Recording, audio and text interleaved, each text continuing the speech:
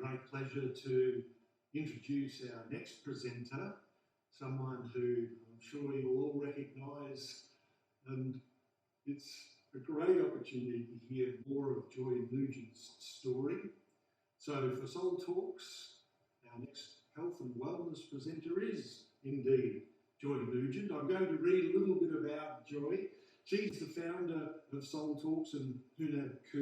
Today she shares her powerful and personal account of her life as a nurse and advocate for the dying.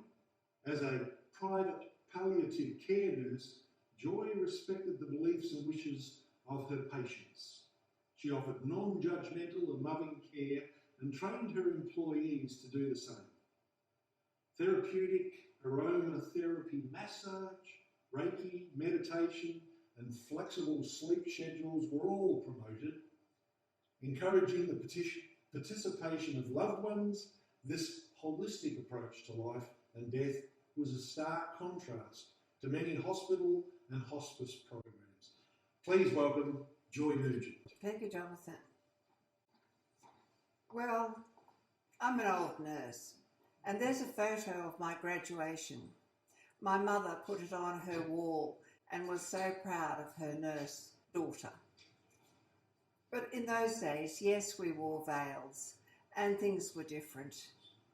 And one of the things that I noticed when I was training was how death in a hospital was not something that felt good. I remember as a student nurse really dreading death and wondering why the curtains were pulled around a patient. And it was something that, was such mystery, but it wasn't a good mystery. It was one where we packed orifices, tied up jaws, and death, we wore masks and gowns, and it was just something rather horrible. That was just one of my experiences as a student nurse. And then later in life, when I did a refresher course at the age of 47 and went back to nursing, I had experiences that really shaped my life's work today. One I remember was this lovely lady who was dying, but she had a tumour in her neck and blockages and an enormous amount of pain. Her leg was going blue, and I just could not believe that the nurse in charge wouldn't give her next dose of morphine because she said it lowered her blood pressure too much. Can you believe it? What was more important, to have a stable blood pressure or pain relief? And certainly as the palliative care tradition evolved, the principle of double effect was really, really important, that it was our intention. Were we giving medication to relieve pain, or were we giving medication to hasten death? But sometimes death did hasten because of the medication, but it was the intention that was important. Hospitals were not the greatest place for people to die. And I remember one patient who I took out of hospital at the weekend. She wanted to go home no matter what. And of course the hospital just couldn't find the registrar to discharge her and put all these obstacles in her place. And in hospital she basically was, just lying there almost in a coma. And when we got her home in the ambulance, she sat up in bed and demanded a cup of tea. She knew she was at home. And so that was some of the differences between a hospital death and a home death. But also, in the days when the body was treated as though it was something not very nice and to get to the morgue as quickly as possible, there were crash carts, they called them, and it was just get rid of it. But my practice was to, after a person died, was to wash the body and involve family in whatever they wanted to do. But this particular woman had a little grandchild. He was about 9. And he said to me, "What are you doing?" And I thought, "What am I doing?" And I said, "Well, I'm washing your grandma out of respect for the body she lived in when she was here." "Ah." And then I said, "Would you like to go out in the garden and get some flowers for me so we can put them on?" And so it was just a natural, respectful thing, a far cry from my early hospital experience as a student nurse. But this dear little boy was so proud that when we went to the funeral of his grandma, there he was with his bow tie and his book, taking everybody's names, and he was so proud of the fact that he'd played a role in his grandmother's death. And I think involving children is something we need to do in the nicest possible way. So there were hospital experiences that weren't so good, and there were times when I remember my first patient in London. I looked after a woman with cancer. It was the days when we weren't allowed to tell them that terrible word. Cancer was a word that wasn't mentioned. And the daughter was my age. And there was I, the private nurse from the nursing agency, trying to help people. And it was like being in a foreign country. There was no honesty. We didn't know what to do. And when her mother eventually did die, you know, the daughter, there were no goodbyes, no honesty. And the daughter, I felt so sorry for. She asked me if I'd stay with her for a little while, which I did. But nothing I did was right. If I cleaned the kitchen, it was like a reflection on her mother, or I did something. All of this unfinished business, all of this stuff was just, you know, unexplained, not understood. And that I think of as one of my really bad deaths. When I worked and looked after my mother 20 years later, it was a different story. I took her home out of hospital to her own home where she loved her garden. And so that was what we did. We looked after her, brought in flowers, played the music. She loved grapes. If she wanted grapes, she had grapes. She had whatever she wanted. And this was long before I knew anything about palliative care or hospice. But I realised that the gift she gave me was this opportunity to care for dying in a different way. And that is what I have spent my whole life doing, is caring for people in a different way, in a more personal way. And so my mother's death was a good death, and it was a natural death. But I remember at one stage, just before she died, she died in Queensland, another state, and I travelled up with my children and I went off to see the children for a night. Came back and the nurse that was on duty, a private nurse that we'd hire, said it was too early to give her pethidine. And I keep thinking, when is it too early to have pain relief? You know, she died a few days later. So there were a lot of things that needed to be improved, and the hospice movement, palliative care, has really done that, and I'm very proud to have called myself a palliative care nurse. So that was just a little bit of my hospital experiences and how it taught me that things can be done differently. I also remember one patient in the Royal Adelaide Hospital where I did my refresher course. I was washing this lady and I could see that she was getting near death. And while we're halfway through the procedure, the interns came on their rounds and the husband was there and the doctor saying, well, we're looking at a nursing home placement for your wife. And here am I thinking she's dying, and here's an intern talking about a nursing home placement without even looking and being sensitive to what was going on. And so the husband went off thinking, well, we're looking at nursing home placements. And of course, 2 minutes later, she actually died. And of course, we couldn't find him. So it's a far cry from involving the family, being there respectfully around the person who's dying. So, who knows best? Death is personal. We're all souls. We're all having an individual experience. And what might fit somebody doesn't fit everybody. Only one person can get on the train, as it were, when we're dying. But it's such a special event in my calendar, my way of looking at the world, not something to be outsourced. Too often people are relieved, as it's seen, that we'll put mum in a hospice or we'll send her to hospital. If you're in a nursing home and you're not well, you get shushed off to hospital. And when you most need the care and reassurance because the end is near and you want to be supported in the death, whatever way it may be, it doesn't happen. You know, often people are relieved that they don't have the worry, or they don't feel secure in how to care for mum or dad or what's going on. And we say that death anxiety is catching, and it is.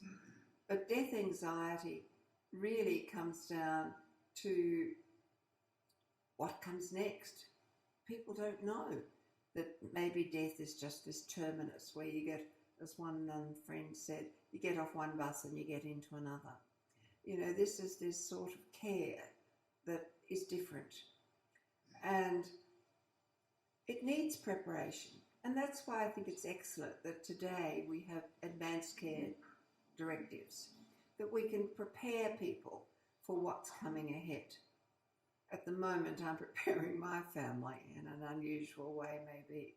But, you know, one son said to me, well, what do you want for your funeral, Mum? And I said, oh, look, I don't mind what you do. The funeral's for those that are left behind. You know, no, I want to know what you want. And I said, oh, well, I want a party. Just a party. And so that is what I've instructed him to do. And I think that's rather lovely. But then he's 50. And he says to me, can I wash you when you die? And I said, sure. Because he'd heard me speak and read my books, and he knew how I treated the dying. And that's very special. I used to often involve relatives in that special ritual of washing the body, and they could then see that the life was not there anymore. It reinforced what was happening. In fact, you know, when I first started doing this work, I remember an old man said to me, the cure for grief is to kiss the brow of a person who'd died. And it's true. It's cold. It's not there. Life's not there. And as many of us know, it's about energy. That the difference between someone who's alive and someone who's not alive is that the energy's gone. In fact, it was easy to dress them in their nice clothes or a night dress that they'd chosen because you didn't hurt them. You know, you could lift arms, you could do things. There was no energy. And so I learned a lot about energy, and I would often, when I first went back to do a refresher course, one of my big impressive moments was when I visited the hospice, the Mary Potter Hospice, and looking for work, and the nun said to me, do you want to see, one of our patients has just died? And again, with my experiences from training days, I'm thinking, why would anyone want to see anyone who just died? But the nuns had this beautiful way of making sure that the person had died, had special clothes on the bed, that there was a candle by the bed, that they were laid out beautifully, their faces were never hidden, their hands were out, and maybe there was a rose in a hand. And it was just the most beautiful thing that this was respect, again, for the house that we lived in while we were here. So death to me I'd had bad experiences, and I needed to make them better, in my view. And I guess when I look at this, I think of, yes, death needs preparation, it needs support. It needs people to do it their way. It needs people to listen. This is an important time. It's a time of graduation, or as Neil Donald Walsh says, it's continuation day. I like that too. We don't die, we have continuation day. And I want to just talk to you a little bit about some of my patients. First one was Henry. Now, I knew Henry 30 years ago. He was a very famous builder. And we had this good death in the end. And so we walked the journey, we did things his way. But, you know, I'm still amazed when I talk about Henry and what happened. A week after he died, I'm in the family home, 4 children, husband. I get woken up at 2 o'clock in the morning smelling cigarette smoke and thinking, no one in my house smokes. What's that mean? Oh, I must be going mad. I'll go to sleep. Next night, the same thing. And it suddenly dawned on me that it was Henry's cigarette. He had this particular brand of cigarettes. And so I put my legs over the side of the bed and said, "Okay, Henry, what do you want to tell me?" And the message was, in thought form, look after my granddaughter and be more businesslike. Well, I never was very good at being businesslike. But next day, his granddaughter came into the office looking for a job. She was a physio student. And she worked as a palliative care assistant with me for quite a long while. In fact, we've just connected again, 30 years later, and she talks about Henry. So Henry's still up there connecting us. But, you know, I can't believe that 30 years ago, I just took it all for granted. You know, what I'd had this experience, there didn't seem to be anything strange about it. It just happened. And then there's Molly. Now, this is interesting because this happened just a few days ago. I'm in my kitchen and I'm preparing quince to stew, the fruit. And I remembered that I had done the same thing for Molly, who was a 90-odd-year-old woman, very grand, very lovely, fascinating woman who wanted to do things her way. But I knew that she loved quince. So I put some of my prepared quince in a little dish to take to Molly. And while I'm doing, 2 days ago, the quince, I'm thinking of Molly.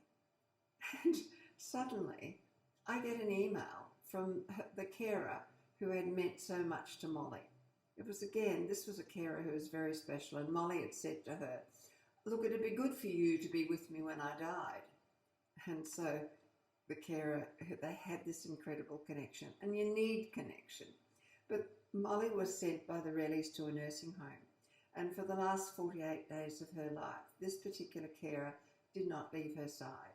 The nursing home were brilliant. They let her shower, they fed her, but she stayed the course. And I remember going out to help her wash and prepare Molly's body. But it was for her an incredible experience.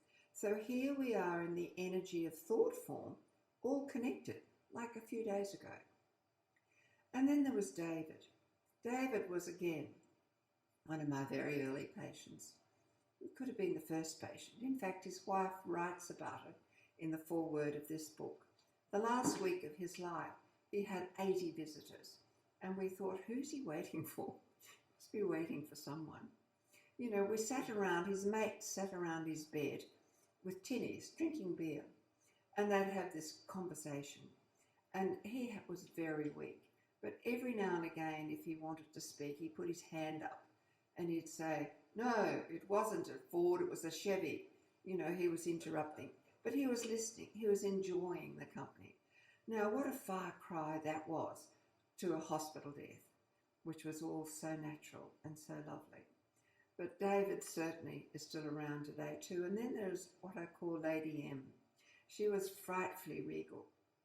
And I don't know, for about 4 years, she would want me to go and visit her and talk about things. She put things in place. She chose her doctor. She chose her nurse. She prepared to die. And when she was in hospital with pneumonia or whatever it was, she said, "No, I want to go home." So she discharged herself and we went home to her home, which she loved, a garden. It was again in her everything. The other thing she loved was royalty. She was frightfully royal. And it was the wedding of the Crown Prince of Denmark. And it was just, she got out of bed and sat and watched this wedding. And when I went to see her that evening, I said to her, "Now you've got your image. You're Mary and you are beautifully dressed and everybody adores you. And you're walking down the aisle in the church that's full of roses, flowers, and your love is waiting to meet you." And this incredible lady said, "I hope the aisle's not too long." Beautiful. I mean, this is how beautiful walking with somebody who's dying can be. You know, it's intimate, it's lovely. And we had that experience. And then a few days later, I was called and I went up and without even touching her, I just did this. And she said, "Oh, Joy." And you know, again, it had all happened and it was just beautiful. She had prepared so much and she'd prepared her daughter. And she'd also prepared the night dress and the negligee that she wanted to be dressed in. And I thought, how good is that? And the most important thing of all was the cat. The cat wouldn't leave the room. You know, animals have this way of knowing, and I have many stories with dogs. But that was how I called her Lady M. But again, I write about her in my books, which are just stories about the journeys that I've had with patients. And death anxiety. To me, death anxiety comes because people don't know what's coming next. And to me, these two books, Life Between Lives by Michael Newton and Proof of Heaven by a neurosurgeon, Eben Alexander, just gives people that much confidence. So much so that I had Proof of Heaven in my hand one day when I was asked to see a dying man. And he'd just come home from hospital, and I think the people were hoping to have him for some time. But just being able to talk about it, give people the reassurance that there is proof of heaven. He was happy, and he died next day, which was amazed everyone. And my other story about going to see people was an old panel beater, and his wife had been nursing, or his daughter had been nursing him at home and needed a break and wanted some night help. And so I went up to meet the patient, to organise a nurse, etc. And I said, we're being introduced to him, and I said, oh, he's obviously near death. And I'm saying, lovely to see you. I gave him a kiss, you know, it was my want. And I'm saying, you're lucky. And this man looked at me and said, what on earth's Joy on about? I said, you're just about there. You're just about to know what comes next. You know, I believe there's life after death. And this old man said, there better be. Gorgeous moments. And these are the most incredible things that happen when we can get up close and personal with somebody who's dying. But we do need to read. There's lots of books out there which are terribly reassuring about life between lives, reincarnation.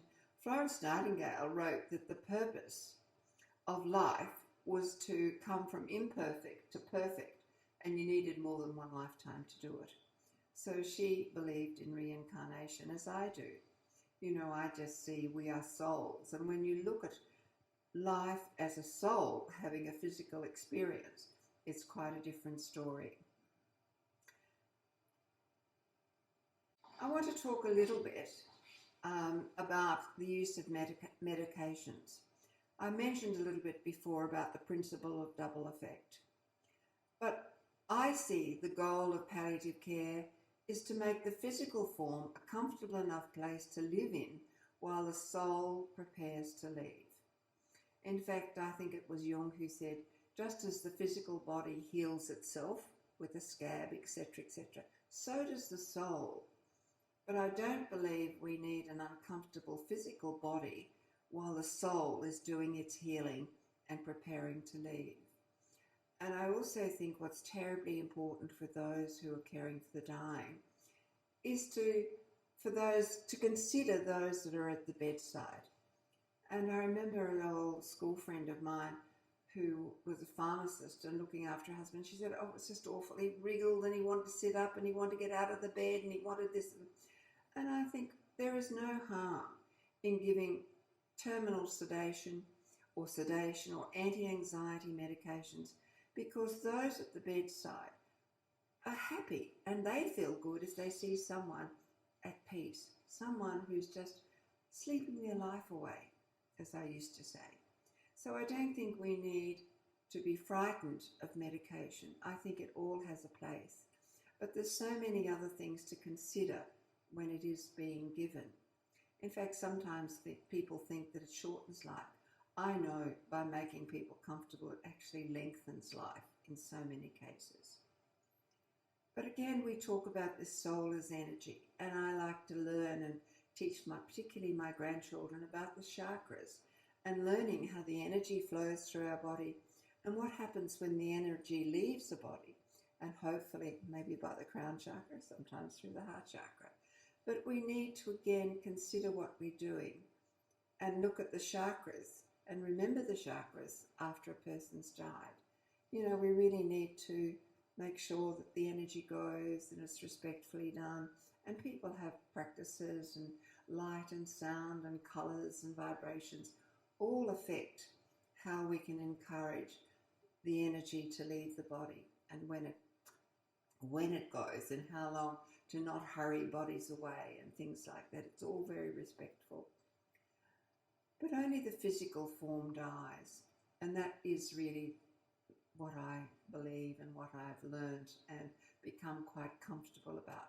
But I think also I'm comfortable about dying because, you know, when I was about 39, I had a near-death experience. I'd had a hysterectomy, hemorrhaged, you know, it was all a big story, and back to theatre, and when I woke up being surprised that I was still alive. And I thought, oh, I better get on and live. You know, I had thought that I had tried to be a good wife and mother. I probably hadn't, but I'd tried. And I had 4 beautiful children who were all terribly intelligent, and that somebody would look after them. So I had said my goodbyes. But life has a way of not happening that way. And sometimes we get told, get back on the horse and do some more work. And that is really what happened to me. But I never feared death again because I felt that I had been there, as it were. And this is, again, my very first patient. Look at Joy, looking awfully glamorous and young there. Actually, I was working in the hospice at the time, and this man had had cancer of his tongue and his neck and his lungs, and I'd been told to go and tell him about the hospice. This is 30 years ago. This man's still alive today. I mean, it is amazing how attitude, belief, being positive, things that we can do. But anyway, he had all this lung surgery. He's left with 1/4 of a lung. And I said, don't you think you should have some physio? Oh, Joy, how boring. I'd rather play golf. So we were practicing our golf bits, and I took him to play golf. And here am I at that stage, whatever I was, 49, 50, and here's this man with 1/4 of a lung, and he still beat me. But what we're saying is we had fun. You know, it's quite a different story. I have to tell you about another man I was looking after. And he'd been a university lecturer, and he was dying at home. And had a dog in the house, double bed, and I could see again that he was near death. And what really worried him and distressed him was not wanting to wet the bed, but to get up all the time to go to the bathroom. So I said, why don't we put on a Urodome? We'll fix all that. We don't have to worry about that anymore. So I set him up for the night and propped him up. And of course, I'm lousy at doing night duty. I could never stay awake. So I sit on the bed and prop myself and lean against his pillows. And we both woke up at 2 in the morning, and he looks at me and he sat up, and I'm fanning his pajama jacket, which is all wet. And I'm saying, isn't it a pity you can't go to work tomorrow and tell the fellas that you had a blonde nurse in your bed all night? But, you know, I mean, this really was not quite a hospital approach, but it was a fun approach. And I would also, at the end, encourage people that had come after them to toast them. Let's have a toast to their life. Drink their life. What can you best remember about this person that's died? I remember when. And we would make it just, a celebration, really. But Mike was my first patient, and I see still alive today, because he believed very strongly that it wasn't his time. He was a very Christian man. He ended up flying and doing missionary work all over with his 1/4 a lung, which didn't do too well with the pressures, etc. Quite an amazing man, and very much my inspiration. I just can't believe how he really influenced a lot of my life. And this was another man that I thought was just brilliant. This was how I used to care for people after they died. This woman, as you can see, is this man's mother. And the night before they died, or she died, they used to go bird watching. So the night before, he sat by her bed and they went bird watching. He spoke to her. It was lovely. It was just one of those beautiful, beautiful things.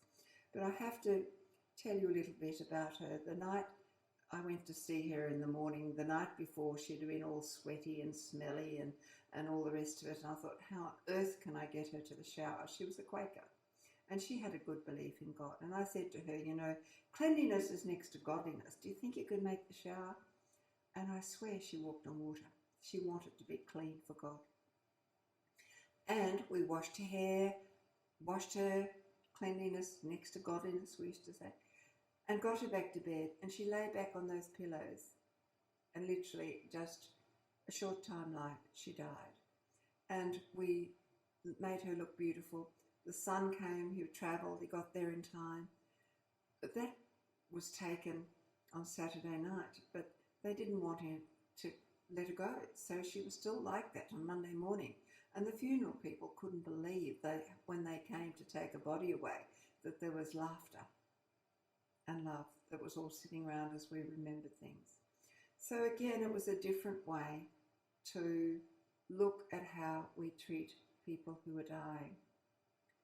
So I wrote about my life in my books. The first one was As Good as Goodbyes Get. And they're just stories. On the front cover, actually, is my bank manager. They were both dying of cancer and we kept them home. It was a beautiful death. And then in my second book, I write about my way, how I treated people and my life. It's really a biography.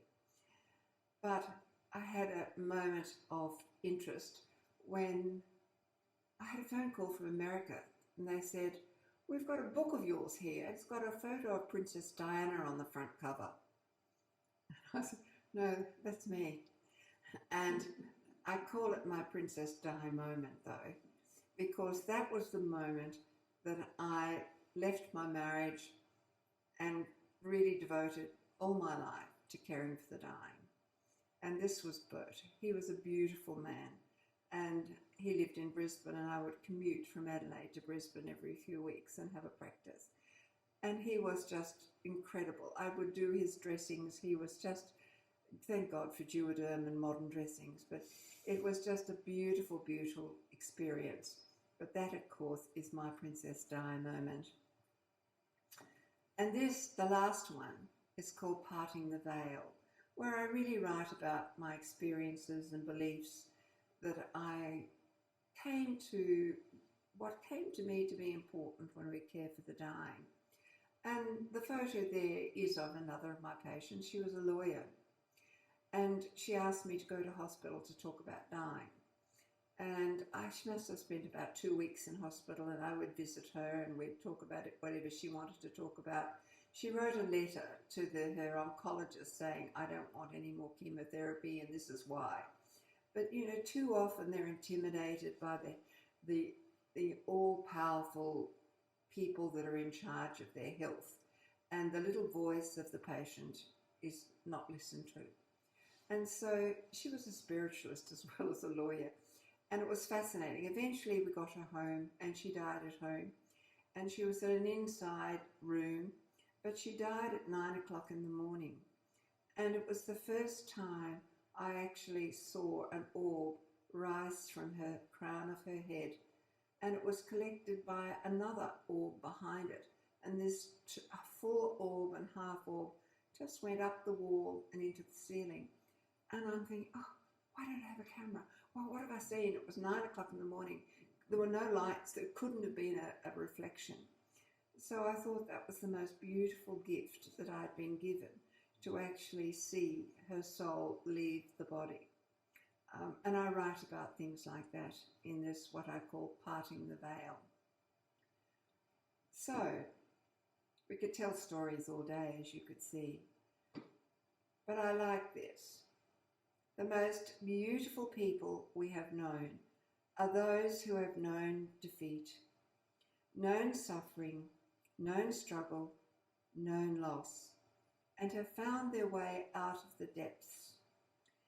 These persons have an appreciation, a sensitivity, and an understanding of life which fills them with compassion, gentleness, and a deep loving concern. Elizabeth Kubler-Ross, one of my very first teachers. Beautiful people do not just happen.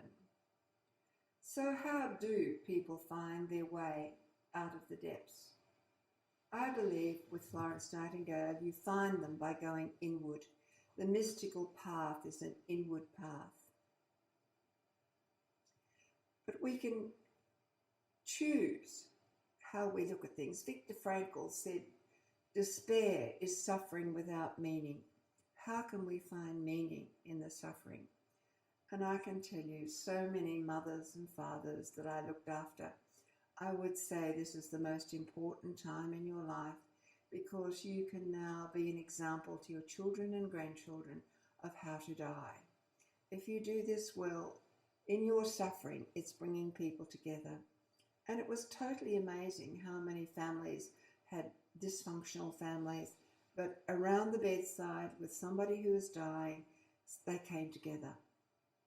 And they gave that person that was dying some meaning in their suffering.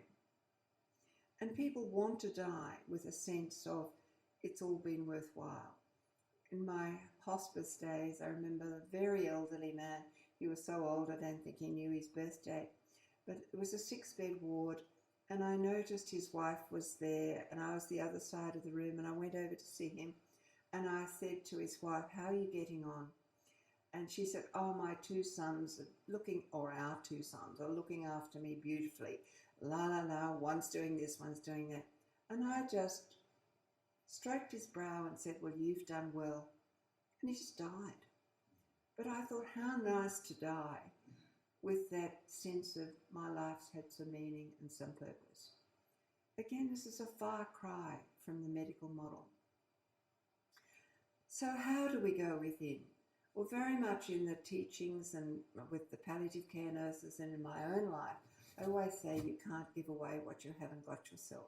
So it meant that for me to go and tell others about going inward, I had to go inward myself.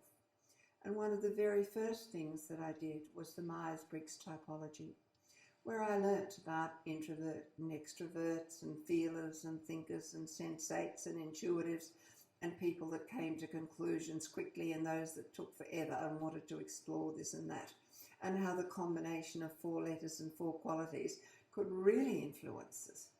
And when I think about it, and I look at my former marriage, I was an extrovert, my former husband was an introvert, I was a feeler, he was a thinker, but we were both J's. We both came to conclusions. And he'd say, I don't know where you get that from. How did you, just totally bewildering.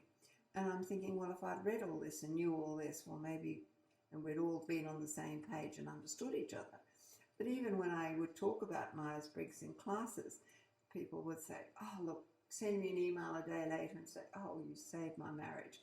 I can understand that my husband takes a long view of things. He's a thinker, but I'm a feeler, and I take a personal view of things and how we come to conclusions. So Myers-Briggs typology also taught me that the spiritual path was to work on our opposites. So as life happens, I've been living alone for 25 years, and I've learned to become quite an introvert.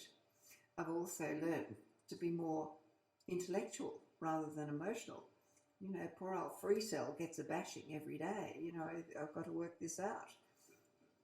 And I've learned to meditate. I've learned to control my mind and my thoughts, etc. But also the Enneagram was another tool that goes way back to Egyptian times probably, or the Sufis or whatever. It's a bit hard to know when it really began, but it's wisdom. It's mystical wisdom.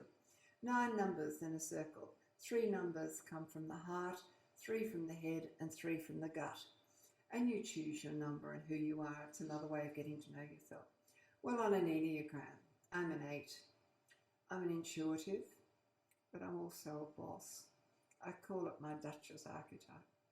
But in my redeeming way, which is what the Enneagram is all about, I go over to a 2, which is a heart space, and I do community work, which is why I see where my life's journey and the passion that I've had for it has led me to do community work and to give to others via Soul Talks and Hanabaku a way of looking at their own spiritual growth by sharing and listening to the sharing stories of others. But I think, again, our work is a soul work, that we have, our work is how we understand who we are and as also our gift.